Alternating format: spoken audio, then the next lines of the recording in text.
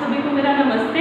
मेरा नाम श्रीमती श्वेता जैन है और मैं समाजशास्त्र विषय की सहायक प्राध्यापिका हूँ और वर्तमान में शहीद वीर नारायण सिंह शासकीय महाविद्यालय जोबीबर्रा जिला रायगढ़ में पदस्थ हूँ। आज हमारे अध्ययन का विषय है टाइप्स ऑफ रिसर्च अर्थात अनुसंधान के प्रकार। अनुसंधान के प्रकार को समझाने से पहले मैं थोड़ा सा अनुसंधान के विषय में बताना चाहूँगी। जैसा कि हम सभी जानते हैं कि मानव एक जिज्ञासु प्राणी और खोजमूलक प्राणी है। वह हमेशा अपने चारों तरफ घटित होने वाली घटनाओं के पीछे क्या कारण है उसको जानने का प्रयास करता रहता है, उसके संबंध में अनुसंधान करते रहता है। अनुसंधान शब्द अंग्रेजी भाषा के शब्द रिसर्च का हिंदी रूपांतरण है और रिसर्च शब्द दो शब्दों से मिलकर बना हुआ है, री और सर्च। री का अर्थ होता है पुनः और सर्च का अर्थ होता है खोज करना, अर्थात इसका शाब्दिक अर्थ है बार बार खोजना अथवा पुनः खोजना। जब हम किसी विषय, वस्तु, समस्या अथवा घटना से संबंधित नए सिद्धांतों की स्थापना करते हैं, पुराने सिद्धांतों की पुनर्परीक्षा करते हैं अथवा घटना के पीछे जो भी कार्य कारण संबंध है उसको जानने का प्रयास करते हैं, उसे ही हम अनुसंधान कहते हैं। इसके पश्चात हम अनुसंधान के प्रकार पर आते हैं। अनुसंधान के बहुत से प्रकार होते हैं, जैसे कि तुलनात्मक अनुसंधान है, ऐतिहासिक अनुसंधान, अन्वेषणात्मक अनुसंधान, प्रयोगात्मक अनुसंधान, विवरणात्मक अनुसंधान, निदानात्मक अनुसंधान इत्यादि। आज हमारे अध्ययन के अंतर्गत हम लोग कंपैरेटिव रिसर्च अथवा तुलनात्मक अनुसंधान का अध्ययन करेंगे।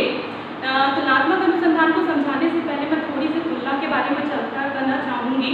दैनिक जीवन में हम बहुत सारी विभिन्न वस्तु, दशा, घटना, समस्या इत्यादि के संबंध में उसकी समानता अथवा असमानता के आधार पर उनमें अंतर स्थापित करते हैं, जैसे कि अमीर गरीब, काला गोरा, लंबा या छोटा, अर्थात जैसे कि धन के आधार पर हमने कहा अमीर गरीब, ऊंचाई के आधार पर हमने कहा लंबा और छोटा, इसके अलावा हमने रंग के आधार पे कहा काला और गोरा। इसी प्रकार यही चीज हमारी तुलना कहलाती है। सभी सामाजिक अनुसंधानों के जितने भी प्रकार है उसमें सबसे महत्वपूर्ण प्रकार तुलनात्मक अनुसंधान को लिया जाता है। Emile Durkheim, Auguste Comte, Max Weber, Herbert Spencer आदि ऐसे कुछ समाजशास्त्री हैं जिन्होंने सामाजिक अनुसंधान के अंतर्गत अपने अध्ययन के लिए तुलनात्मक अनुसंधान को सबसे अधिक महत्वपूर्ण माना है।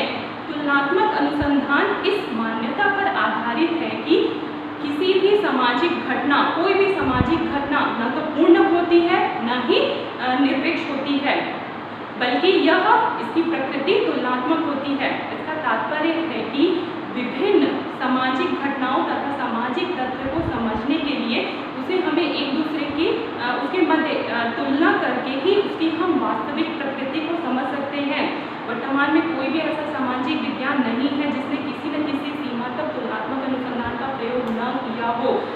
जैसे कि हम अपने दैनिक जीवन में भी विभिन्न तथ्यों अथवा दशाओं के मध्य तुलना करके ही उसके निष्कर्ष तक पहुँचने का प्रयास करते हैं। जैसे कि कुछ उदाहरण दिए गए हैं, जैसे कि जब हम कहते हैं कि सामाजिक मूल्यों में परिवर्तन हो रहा है, इसका अर्थ है कि हम प्राचीन काल की में जो प्रथा, रीति रिवाज अथवा सामाजिक मूल्य आदर्श थे और वर्तमान में जो सामाजिक मूल्य आदर्श हैं उनके मध्य अंतर देखते हैं, या फिर प्राचीन काल में जो सामाजिक मूल्य थे उनका वर्तमान में या तो अस्तित्व खत्म हो गया है या तो उसका महत्व कम हो चुका है।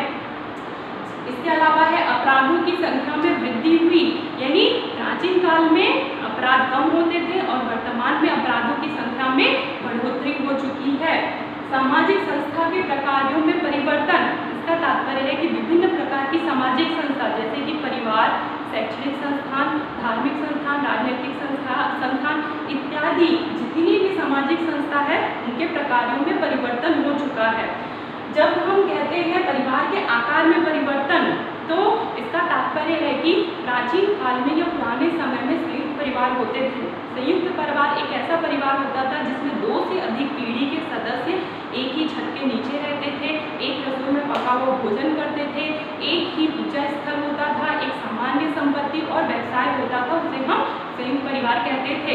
जबकि वर्तमान में जो परिवार है वो नाभिक परिवार है जिसमें केवल माता पिता और उनके अविवाहित बच्चे हैं। इन दोनों ही परिवारों में जो मूल्य है उनमें बहुत ही ज़्यादा अंतर दिखाई देता है। इसके अलावा नगरीय संरचना, आर्थिक विकास, विवाह विच्छेद की प्रवृत्ति, ऐसे बहुत सारे उदाहरण हैं जिनका अध्ययन करने के लिए हम लोग तुलनात्मक अनुसंधान का प्रयोग करते हैं। तुलनात्मक अनुसंधान अध्ययन की वह पद्धति है जिसके माध्यम से सामाजिक घटनाओं के बीच पाई जाने वाली समानताओं तथा असमानताओं के आधार पर उसमें तुलना करके हम उसके सामान्यीकरण अथवा निष्कर्ष को प्रस्तुत करते हैं और साथ ही तथ्यों के भी तुलना करके हम उसकी व्याख्या और विश्लेषण भी प्रस्तुत करते हैं।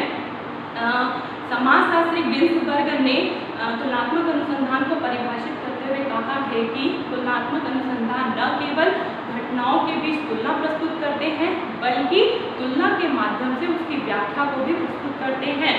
तुलनात्मक अनुसंधान की प्रकृति को परिभाषित करते हुए दुर्खिम ने कहा है कि सामाजिक अध्ययनों में तुलनात्मक अनुसंधान प्रयोगात्मक अनुसंधान का ही एक विकल्प है। बहुत सारे ऐसे मानव शास्त्री अथवा समाजशास्त्री हुए हैं जिन्होंने अपने अध्ययनों के लिए तुलनात्मक अनुसंधान का प्रयोग किया है, जैसे कि समाजशास्त्री हर्बर्ट स्पेंसर ने समाज तथा जीव रचना के मध्य तुलना करके उनके मध्य पाई जाने वाली समानताओं के आधार पर समाज को एक सामाजिक सावयव की भांति माना है। सावयव का अर्थ होता है शरीर। जिस प्रकार से प्रत्येक जीव के शरीर की रचना निश्चित अंगों से मिलकर बनी होती है, प्रत्येक अंग के द्वारा निश्चित कार्य किए जाते हैं, उसी प्रकार उनका मानना है कि समाज भी विभिन्न अंगों से मिलकर बना हुआ है और प्रत्येक अंग के द्वारा निश्चित प्रकार किए जाते हैं। इन दोनों में ही समानता के आधार पर उन्होंने समाज को एक संरचना की भांति कहते हुए सामाजिक सावयव कहा है। इसके पश्चात है अगस्त काम्टे, जो कि हमारे समाजशास्त्र के जनक हैं। उन्होंने विभिन्न युगों में मानव के बौद्धिक विकास के आधार पर 3 स्तरों का नियम प्रस्तुत किया है, जिसमें 3 स्तर हैं: धार्मिक अवस्था, तार्किक अवस्था और वैज्ञानिक अवस्था। धार्मिक अवस्था के अंतर्गत जब मानव की बुद्धि का उतना अधिक विकास नहीं हो पाया था, तब व्यक्ति अपने हर क्रिया के पीछे या हर कार्य के कारण की व्याख्या धर्म के आधार पर करता था, जैसे कि तेज हवा का चलना, पानी का बरसना, बिजली का चमकना अथवा बादल का गरजना इत्यादि सभी के पीछे जितने भी कारण थे, इन सभी के पीछे जो कारण है वो धर्म को अथवा अलौकिक शक्ति को मानता था। दूसरा है तार्किक अवस्था, जो कि धार्मिक और हमारी वैज्ञानिक अवस्था के मध्य की अवस्था है, जिसमें मानव की बुद्धि का थोड़ा सा विकास हो चुका था। अब मानव अपने किसी भी क्रिया के पीछे कारण की व्याख्या तर्क के आधार पर करने लगा था। तीसरी अवस्था उन्होंने वैज्ञानिक अवस्था बताई थी, जिसमें मानव की बुद्धि का सबसे ज़्यादा विकास हुआ है और इस अवस्था में वो प्रत्येक कार्य के पीछे कारण की व्याख्या तथा विश्लेषण वैज्ञानिक आधार पर करने लगा है। इस आधार पर हम देखते हैं कि बौद्धिक विकास में भी तुलना के माध्यम से ही उन्होंने अपना अध्ययन प्रस्तुत किया है। समाजशास्त्री दुर्खिम ने भी अपने आत्महत्या के सिद्धांत को तुलनात्मक अनुसंधान के माध्यम से बताया है। आत्महत्या को दुर्खिम से पहले सभी समाजशास्त्रियों के द्वारा एक व्यक्तिक क्रिया मानी थी, यानी व्यक्ति ही आत्महत्या के लिए उत्तरदायी होता है, जबकि दुर्खिम ने विभिन्न सामाजिक समूहों में आत्महत्या की दर का अध्ययन करने के पश्चात यह बताया कि विभिन्न जो सामाजिक घटनाएं होती हैं या जो सामाजिक दशाएं होती हैं, वही व्यक्ति की आत्महत्या के पीछे कारण होते हैं। तथा उन्होंने बहुत सारे दर भी बताए, जैसे कि स्त्री की तुलना में पुरुष अधिक आत्महत्या करते हैं, सर्दी की तुलना में गर्मियों में अधिक आत्महत्या होती है, कैथोलिक धर्म को मानने वालों की तुलना में प्रोटेस्टेंट धर्म के लोग अधिक आत्महत्या करते हैं, विवाहितों की तुलना में अविवाहित या परित्यक्त आत्महत्या अधिक करते हैं। इस प्रकार से आप देख सकते हैं कि उन्होंने आत्महत्या की जो दर है उसे तुलनात्मक अनुसंधान के माध्यम से समझाया है। इसके पश्चात हम देखते हैं तुलनात्मक अनुसंधान की क्रियाविधि।